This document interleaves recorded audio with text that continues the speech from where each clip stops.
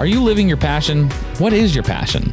Welcome to the Luxe Life Discovered podcast, where we talk with people who are living a lifestyle that reflects their passion, because we believe everyone should enjoy living their best life, their Luxe Life.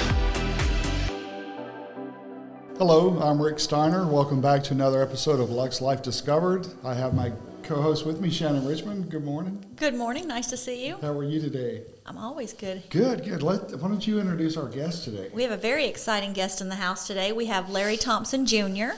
He's with Grand Slam Sports Tournaments, and when you hear what he has been bringing and doing to our community, you'll be blown away.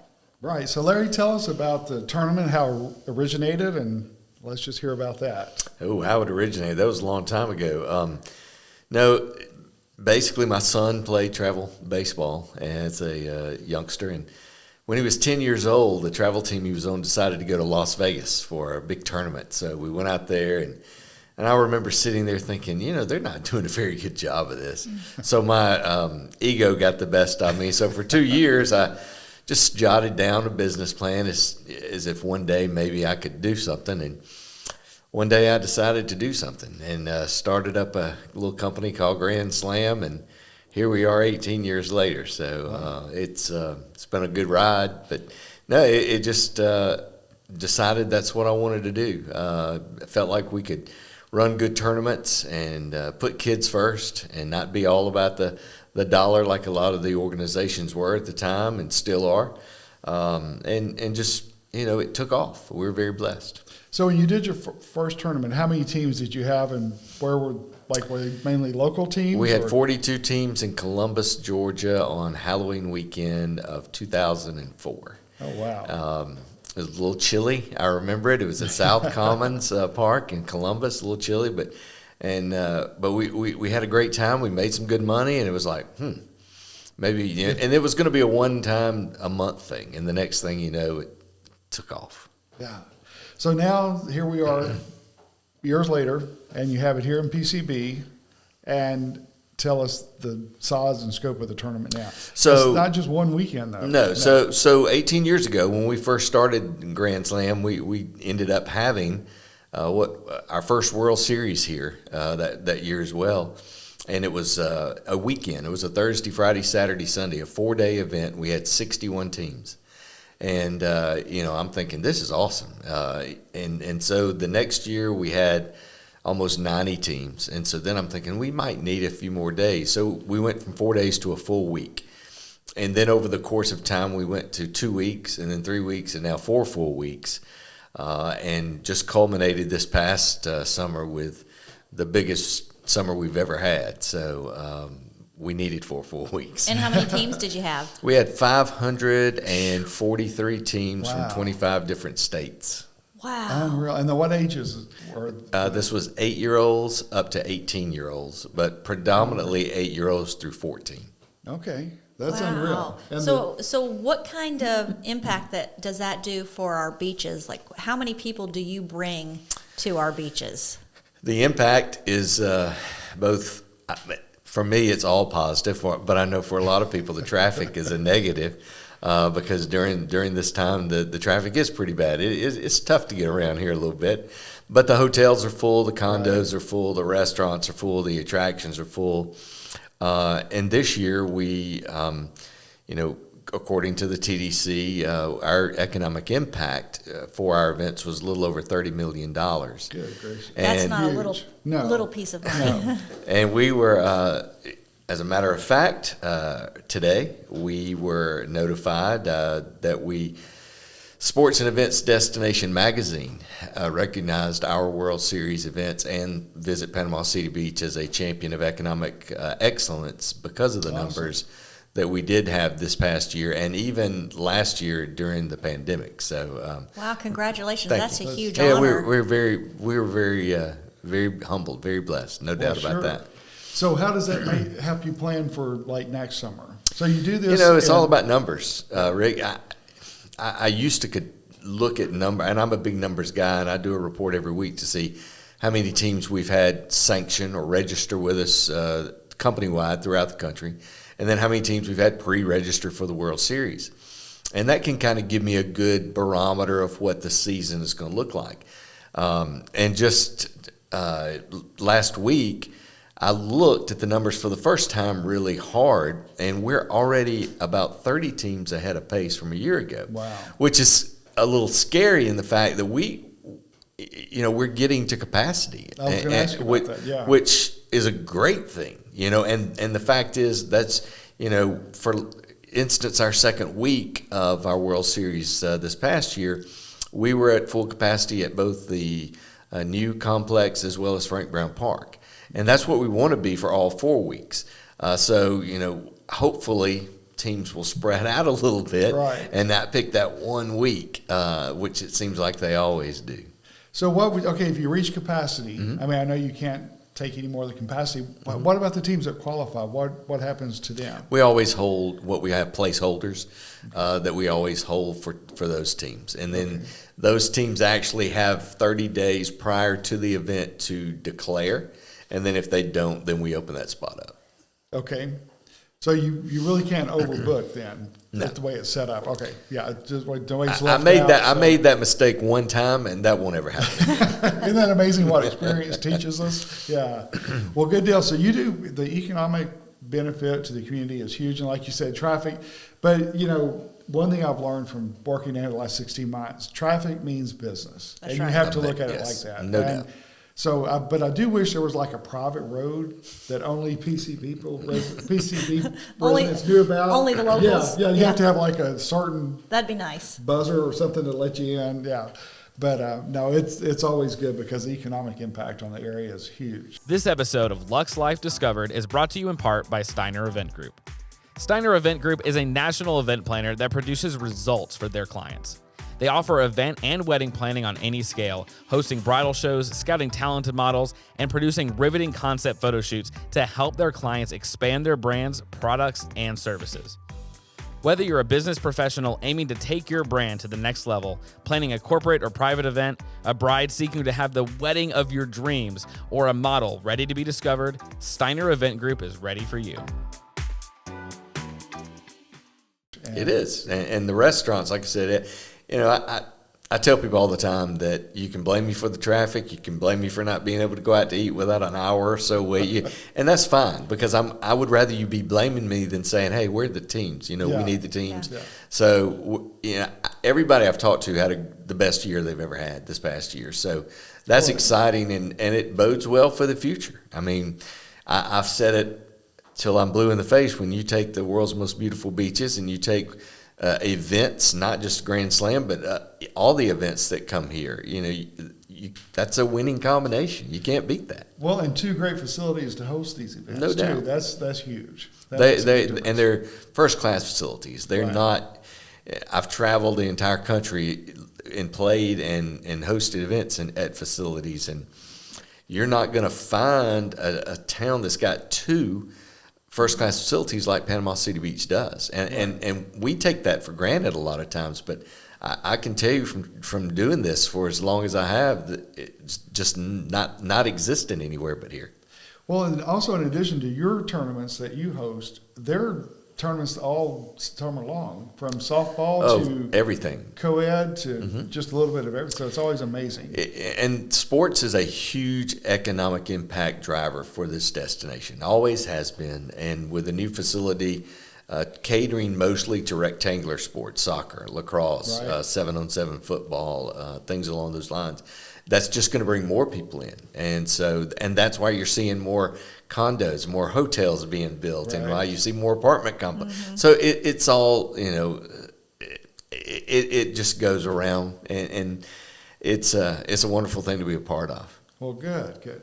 So Shannon, why don't you talk about the Beach Care Board that Okay. you all are. So everybody already knows that I'm part of Beach Care Services, and Larry this year is our president of Beach Care Services on the board. So do you want to does tell a us a great little bit job. about why you got involved? I mean, I know you do so much for our community, and then to add a charity now, and then this and that. And do you want to tell us a little bit about what brought you to Beach Care and why you were the president? What made you say, yes, I'll do that? Because nobody else would know. That's probably a true story. No. Yeah. No, Grand Slam always put a team in the golf tournament that Beach Care hosted. And we basically put a team in pretty much every tournament that was in town. But something about Beach Care every year that we played in that event, it was a feeling that I got that, hey, this is a pretty awesome organization. So I looked into it, and then one day Skip Stoltz, who was on the board of Beach Care for many years and who's been with Domino's for many years, he approached me and said, hey, would you like to be on the board of Beach Care? And I said, man, that would be awesome. And I had a passion for it. And having been on the board now for 5 years, it's amazing what this board and what this organization does. It's a very talented board. Yes, excluding the president. I'm just up there as the figurehead this year, leading a group of wonderful and outstanding individuals that are worker bees that just do so much to provide for people who are down on their luck in the community, whether it's with a partial rental payment or a utility payment or a trolley pass or helping to find a job or whatever that they may need at that time. And to know that I'm part of a group that impacts this community like that is so fulfilling. Right. And we were talking, Mark Sheldon was on a previous podcast, and he was talking about the board and how we had our meeting yesterday and how since the passing of Pine, we all just became more passionate and more vicious about we're going to raise more money and we're going to keep his name out there because he didn't start this to let it go. And I think our meeting yesterday really put us all in check. We're going to make this bigger and better, and in his honor. He's been amazing, and he's done some great. I can't even say all the things that he's done. He's just so amazing, and he'll be sorely missed. And I just think Beach Care Services carrying on in his honor will be exactly what he wants. There's no doubt about that, Shannon. And as I said yesterday, I feel like it's our job as board members and responsibility to carry on that legacy. And you're right. I think we had a lot of passion in that meeting yesterday, and it was an emotional day. But at the end of the day, I think all it does is reaffirm the individuals on that board and the passion and the excitement, and now with a little extra incentive to make sure, hey, Pine's watching down on us, and we don't want to be the ones that let him down. So no way. We're going to work extra hard to make sure that Beach Care Services is as vibrant and better for this community as ever. Well, I didn't know him but a short time, and just the impact that he had on me already just is phenomenal, because he truly would give you the shirt off his back, and he helped so many people, and probably more ways than we know. Oh, I'm sure. Yeah. I mean, we see on the outside, we have no idea what he's doing. Exactly. And he did. I will tell you a really quick, funny story. The first time I ever saw Bill Buskell was I had just not been in down here very long. First 5 years, I guess, of Grand Slam. And I was at a TDC meeting, and this gentleman, dressed in flip-flops and shorts and, kind of raggedy shirt and all, ambles up to the podium. I'm like, oh, wow. And wants to talk about bringing a jazz musical event to Pineapple Willie's. And I'm thinking, okay. I had no idea who the man was. So after the meeting, I was told, you know who that was? I said, no. He said, that's the owner of Pineapple Willie's. I said, huh? And then I started to get to know more and more about him. And wow. It was just the last time I talked to him was when he presented us with a check after Pay It Forward. And he grabbed me by the arm. He said, I apologize for not getting to many meetings here lately. Aww. And that was it. That was what he said to me. That was just a few weeks ago.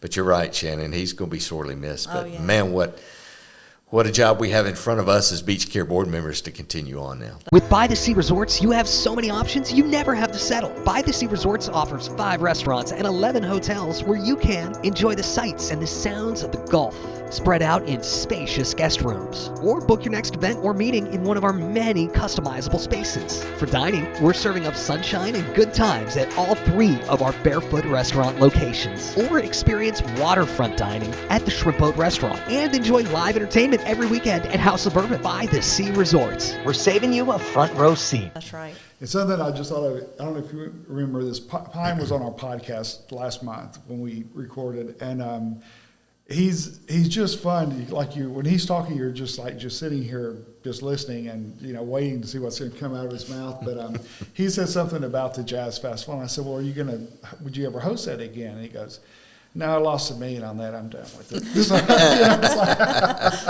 Do you remember that? Yeah. Yeah. And so I sent him a text later thanking him for being on the podcast and how much I enjoyed it. If I could ever do anything, let me know. And he replied, "Ditto." And I sent it to Shannon. I'm like, I think this is a good thing. Yeah, that was a really good thing. Pine, it was one of those people too that he was always big about people giving back to the community. And I remember going to Shannon years ago and saying, Pineapple Willie's, they don't like Grand Slam, they don't sponsor. And she actually went to Pine for me, and Pine said, I don't know that he gives back to the community enough. Mm-hmm. And that hit home with me. Interesting. I mean, that hit home with me big time. And so from that moment on, I've tried to do my part because Pine's the one that pushed me to do that. And I had a lot to be thankful for. But I'm sure Shannon will remember that story. Oh, yeah, I do. That was amazing. But, that was the truth. It was. He could have said, just being real. Not interested, but what he had said really helped you. Sure. And now you're impacting our community with giving back. Right. It's amazing. Mm-hmm. Yeah. And he's a Panama City Beach Chamber member. Really? Yeah. And he also sponsors several of our events. He's just sponsored our golf, or no, not, well, always. He's part of our golf tournament, always. Even if he's not there, he's still part of our golf tournament if he's having a tournament himself. But he sponsored our bowling tournament, and now he's sponsoring our Christmas party that we're going to have in December. So really? He's making sure he's always trying to give back. Like, what can I do? Yeah. How can I help? That's good. Which is amazing, because a lot of people like to make their money and put it in their pockets, but he likes to make the money and spread it back out around the town, where he lives, which is awesome. We're not a brick and mortar, business. We're not a business that's going to open its doors and people are going to come in and buy our goods, in this community. That's not what we are. We are an event producing company, and so these tournaments that we bring in and the people that we bring in, that's what I feel like we do as far as bringing back to the community. But then it goes beyond that because I live here. So living here, you take a vested interest in your community as well. So it's different when you live somewhere and you work there and you do something like we do because you've got a vested interest in it. Right. And I do know that, in the event business, I do go to other places and run events, but then I come home to Panama City Beach, yeah. So, but giving back to my home base is very, very important because Panama City Beach has been so good to me. In Grand Slam, we want to make sure we repay that favor. Right. Okay, so on a personal note, you just became a grandpa. I did. And you have I have a granddaughter, Finley Ann Thompson, apple of Pawpaw's eye. And, I just, you see my smile gets really, really big when talking about her. But, she is just turned a year old, as a matter of fact. And wow, a year. And it's just... time flies when you're having fun, but she's amazing. She keeps her dad on his toes as a football coach up in Georgia. But yes, I never knew. People always told me, they said, "Wait till you have grandkids. It's amazing. It'll things will change." And I said, "Well, whatever." Okay, I get it now. I do. I understand now. Believe me. So Larry and I are sort of neighbors. There's a big street between us. So we'd run into each other at the grocery store, and he has his favorite watering hole. He goes, "Okay, that's my area. Don't cross that line." No, I'm just kidding. But it's so funny because now we're neighbors, so we see each other much more often than we did. So you can't get away from her. You know what? He tries. That I tell, and Shannon will tell you this. But anybody new comes to town, and look, here's who you need to know. Shannon Richmond, because she knows everybody, and she is famous for her quote of she can connect the dots. And so everybody that's new coming to town, I put them on to Shannon. There you go. Well, when I was referred to Shannon, and the lady told me, she said, "You need to go by the chamber and meet Shannon while you're in town." So I did, because we were here for the week that summer, and went back to the condo, and Debbie said, well, how'd your meeting go? And I said, it went really well. I'm a member of the chamber now. She's like, you're what? So, yeah, if you were not a member when you met with her, you were going to be before you left. That's no doubt about that. But I can't say enough. The chamber's been amazing for me. I mean, simply because, and it's kind of what I was alluding to a while ago, is the chamber's great for any kind of business. But, for me, just to let the other businesses know that we appreciate them and what they do when we bring these people to town. It's that's kind of why I enjoy being a member of the chamber. And didn't you win a big award? Like a big award? Uh, I think a few years back we were the what was it? The Business of the Year, something like that. Just something like that. Yeah, that's great. Look, we try to. You have to stay humble. You have to stay humble. So, where are you from originally? Originally, so I was born in Ocala, Florida, but was only there for 2 years. And so grew up in a little town called Pine Mountain, Georgia. Okay. Or should I say Callaway Gardens. People have heard of Callaway Gardens and not Pine Mountain, but it's about an hour south of Atlanta. And grew up on a farm in the country, and I'm just a country boy that nobody really knows that side about me, but that's interesting. Yeah. And you saw him light up when he got to talk about his granddaughter. Oh, no doubt. I'm a Georgia boy living in Florida, but I love where I live now. Thankful for everything that happens in this great state. This episode of Luxe Life Discovered is brought to you in part by Orville's Men's Store. Thank you, Orville's Men's Store, for supplying the men's clothing for today's podcast. For the absolute best in casual and dress wear for men, visit orvillesms.com. That's ORVILLESMS.com. Oh, yeah, definitely. And back to the grandchildren real quickly. It's amazing what they can do, that your children, and you'll find this out as she gets older too, that if your child did it, you were furious. But they're the cutest thing ever, and when they do it, it's like it. I laugh at my son and his wife at times, and they say, "What are you laughing at?" I said, "No, I just remember some of the things y'all used to say, and now I'm looking at you doing the exact opposite." So it's pretty cool. Yeah, it's payback, but it's fun to watch it, And it's great. You can have fun and everything. Then when they get fussy, hey, JT, Shalia, come get your daughter. Well, we always joke it's great to see the headlights come down the driveway, and it's so exciting to see the taillights leave. And then they're gone for like 10 minutes, and you have the house that's quiet. Yep. And then we're FaceTiming on the way back to, when they're driving back to Louisville, FaceTime the entire time. And couldn't wait to have the house to ourselves, and then that changed. So, well, good. So what's next on your agenda? So I know you've got the tournaments, but what do you do in your downtime? Well, in the fall is kind of my downtime, and I spend a lot of time in Georgia.